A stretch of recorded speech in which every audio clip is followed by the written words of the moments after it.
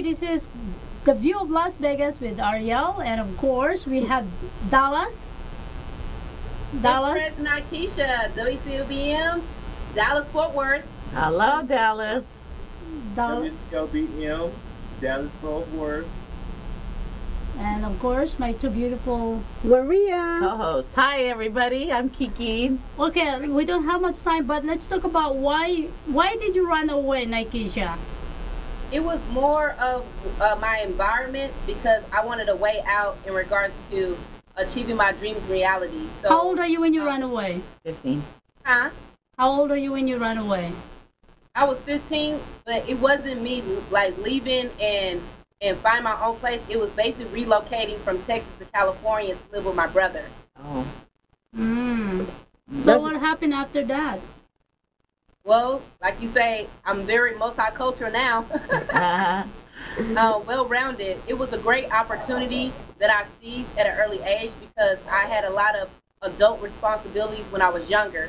So I wanted to live the teenage life. I wanted to come to California to become a model and celebrity because that's what I saw in the media. So that was my intention. And when my brother reached out and said, hey, come stay with me for the summer. So in my head, I was like, I'm actually leaving. I'm not coming back. I didn't let my mom know, like, yeah, I'm going to spend some time with my brother in the summer in California. And then the rest was, you know, what we're going to learn about my story, you know, as we do our shows. So it was just environment, too much adult responsibilities for a teenager. That was for me, my experience. Right. And look at you now. That's that's the outcome of your running away. And like what I'm saying earlier, we don't know when you run away. It can be good, it can be bad. You don't know, but sometimes it's a positive situation that comes out of it. But we're just kind of putting emphasis on today that a lot of these kids think, oh, if I just leave home, I'm looking for stardom, and they run into situations that aren't good, and that's our concern, with a lot of kids out here, that they go missing and they fall into the wrong hands, or they got other influences that are older than them. And they just kind of, deter them to the wrong situation, especially here in Las Vegas. We have a lot of prostitution, a lot of drug trafficking, with young girls. It's not just in Las Vegas. No, but Las Vegas is one of the highest, and we're a transit state, number one, So many people come and they hide out and they leave and we have all the brothels, so it's a scary situation for our young girls, especially. And for parents, that feeling is really hard. Right. One of the things that it's like, why do you want to run away? Well, my thought was because my mom was a single parent, is that it was one less mouth to feed. Mm-hmm. So how about you, Double Dollar? I'm sorry, let's bring out both Double Dollars. How about you, Double Dollar? What's your experience? I wasn't a runaway. One of my real close relatives ran away at the age of 12, which led to, like you say, there could be a positive outcome or a negative outcome in that situation. And my cousin right now, she's facing charges right now. She's incarcerated in the Dallas judicial system. She's going through that process, being to some of those decisions she made in running away. So, there's definitely an upside and a downside to that as well. How old is your brother? Why he went to jail? I'm sorry? How old is your brother? Why he went to jail? Well, she ended up like in and out, just based on the decisions that she made. It was like an ongoing thing to where she was constantly running away from something, whether it was home or whether it was whatever the case was. She was always running. So she got to the point where she couldn't outrun herself, ultimately. Yeah, and that's what the biggest fear parents are when they start looking for their kids running away from home. That's the hard part. And sometimes the outcome isn't good. As we discussed earlier, it's also at fault of our parents because both parents are actually working, the mother and the father, and then again the kids are stay at home, and then that's not their fault. That's not the parent fault for going to work for their kids. It's not. It is because we should at least balance ourselves. Balancing is different. Have more time with them. I know we're making a living. Yeah, Still, well, you know, balancing is different from being at fault going to work.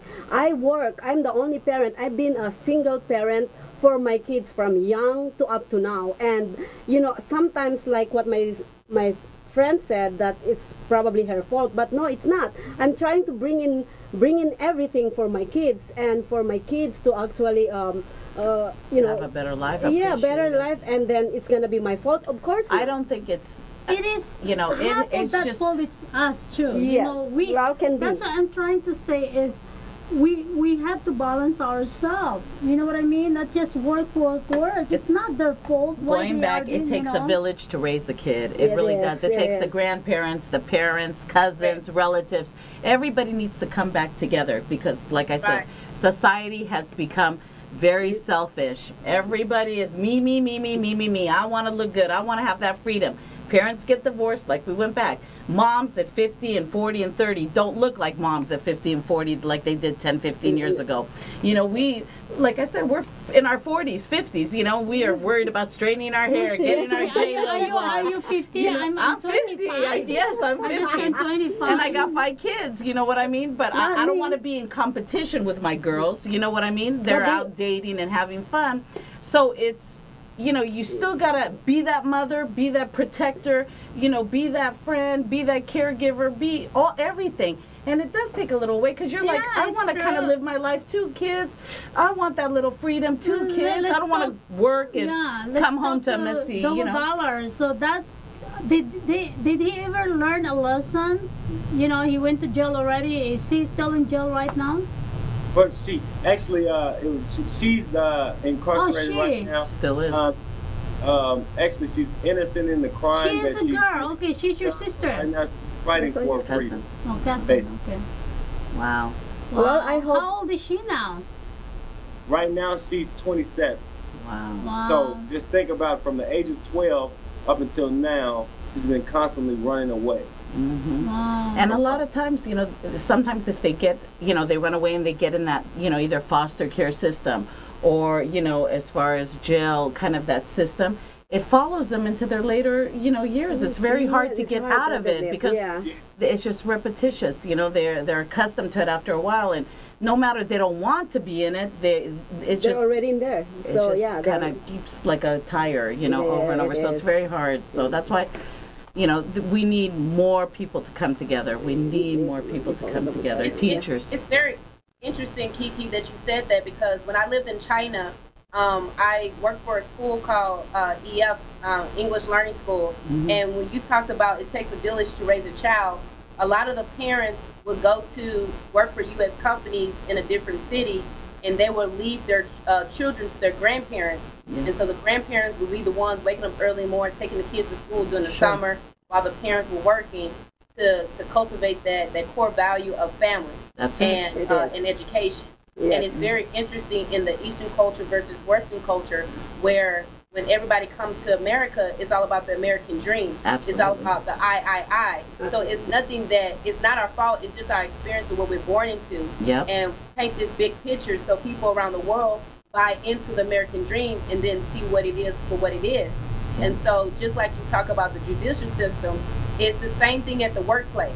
For us as women and men, is that we run away, but we need to find how we're going to earn a living, correct? So we go to these, I call them just over broke jobs, 9 to 5, right. and we forget our value in work because we got to make it happen for our family. Yeah, so exactly. It's like we're like in our country, let me stop you there. In our country, we're too young. We still, you know, we want to make a living for our family. That's how our culture are. Until today, that's why a lot of people are in other country to work, because living in the Philippines are so poor. But now, you know, hopefully the 30th, our president will be doing well, much better, because we have a lot of investors there. They love Philippines now, so we can give more business to our country, Philippines.